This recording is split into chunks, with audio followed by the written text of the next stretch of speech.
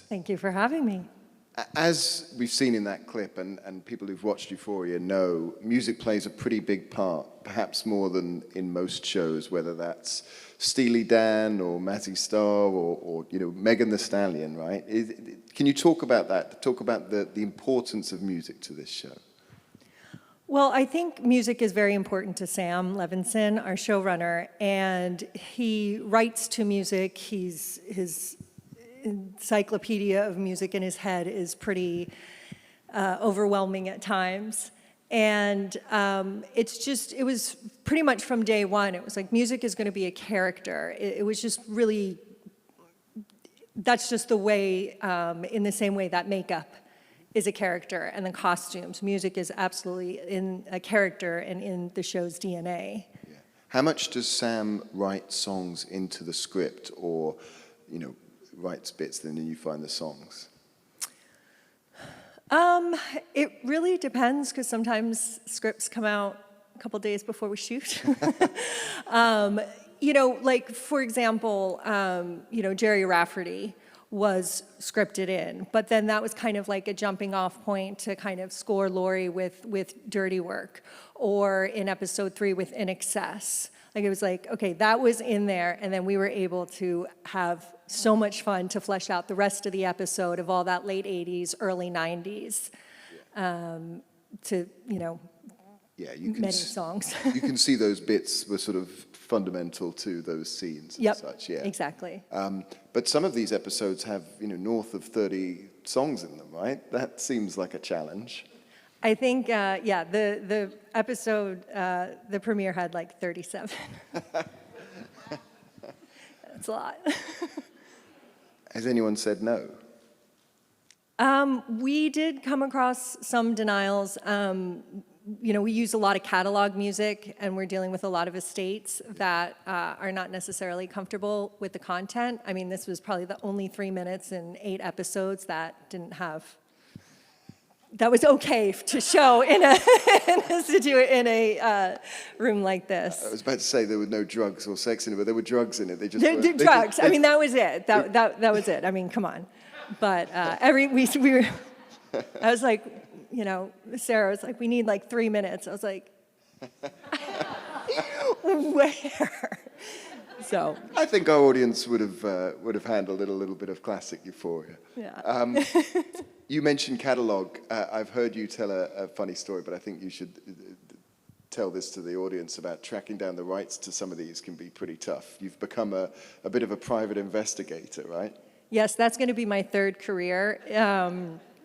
Obviously, you can have the most perfect song in the entire world, but if you can't clear it, you can't use it. And when Sam really wants a song, I will do anything and everything to try and get it, as with all my showrunners. And, there was, in episode 5, there was a cover that I don't even know how Sam found it, a cover of Fever by Sharon Cash. Willie John song.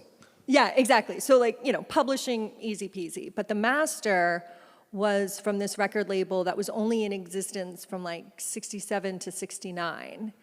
And that was just the only bit of information I had from like Discogs, because what was on Spotify was a compilation and they didn't own the rights. And it was just like matching obituaries to photos that I could find to whitepages.com. Like it's really creepy. Go on there and take your name off.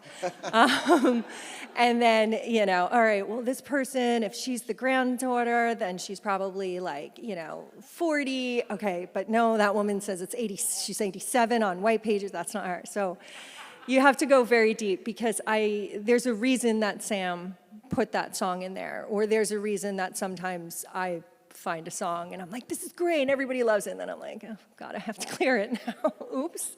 But in that case, you found it, right? We did. Yeah. We did find it. Yeah. Yeah. There's a nice Tupac song in there. How did that doesn't strike me as the easiest, dealing with estates, but equally, Tupac himself's music. How did that one come about? So it was just, I will sometimes take it upon myself to kind of write my own letter. Like I think sometimes we've all heard of when, an artist or a rights holder says no, you write a letter. And sometimes I'll kind of do that because Sam is obviously very busy. And so I wrote, a letter that I wanted to go with my quote request, and I ended up getting a text that said, "Hi, Jen, this is," I forget what her name is, Molly from the Tupac estate. "Do you have a second to talk on the phone?" And I was like, this is the coolest text I've ever gotten in my life.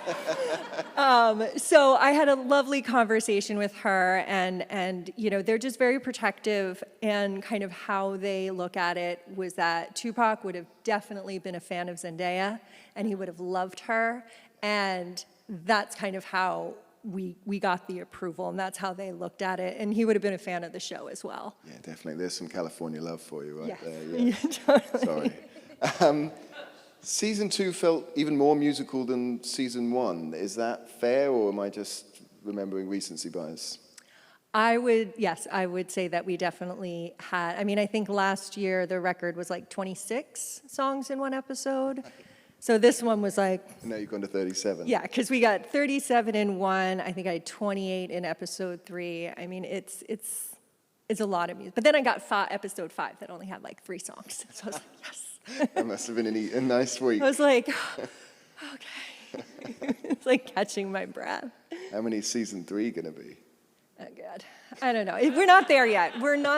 I'm still in my vacation, my PTSD processing phase.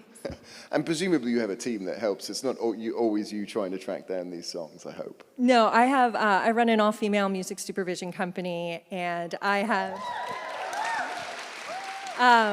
some of the best women in the business that are there helping me, all hands on deck, finding the weirdest shit, drying my tears, and just we're there to support each other. And it's definitely a team effort in my office together. Yeah, that's very cool to hear.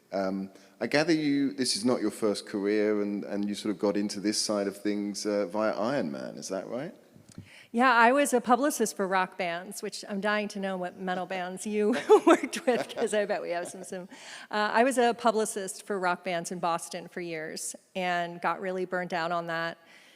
Didn't know what I wanted to do, was really I wasn't grounded, I was kind of lost in Boston. It was a really bad situation, and I was washing dishes at the time, and I saw Iron Man, and the music supervisor credit rolled by, and I was like, okay, I want to do that. I want to be a music supervisor.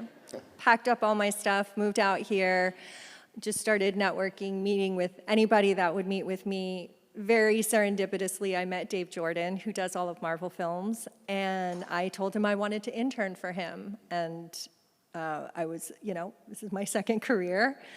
But I told him that you start from the bottom, and I respect that process, and that's how this works. And that's very cool, a very good origin story.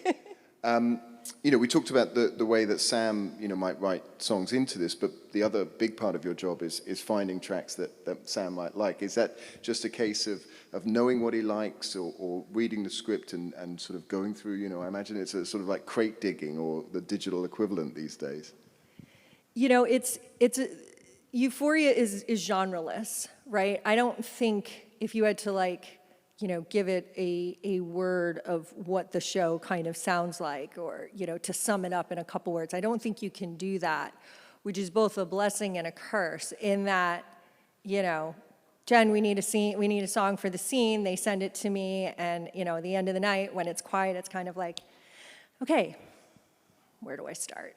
50s, 60s, 70s, 80s, soul, R&B, rockabilly, metal, rock, so it can be very overwhelming, but our editorial team are incredible, and they know Sam so well, and they know the script and everything just so on a level that they help guide me, and that we get to really collaborate together to find really fun stuff and try a lot of songs. Yeah, well, look, it's a music lover's dream to kind of do that. How does working on a show like Euphoria differ to, you've got plenty of other incredible credits, Yellow Jackets and Atlanta and recently The Offer. How do they all differ? I think it's a different process for each show, and they do each have Yellow Jackets is very period specific. Very 90s. Very 90s, and I love it. The Offer was 67 to 72, and that was it. Yeah. And then, it's just, for better or for worse, whenever I'm listening to music, anytime I hear a song, it's, which show would that be in? Is that Umbrella Academy? Is that Atlanta? And then, mentally, I just kind of put it into the bins. So it's just very different. But Euphoria is definitely in a league of its own as far as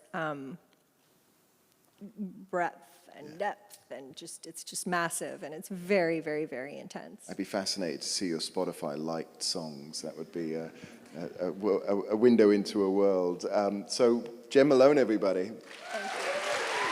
Thank you so much.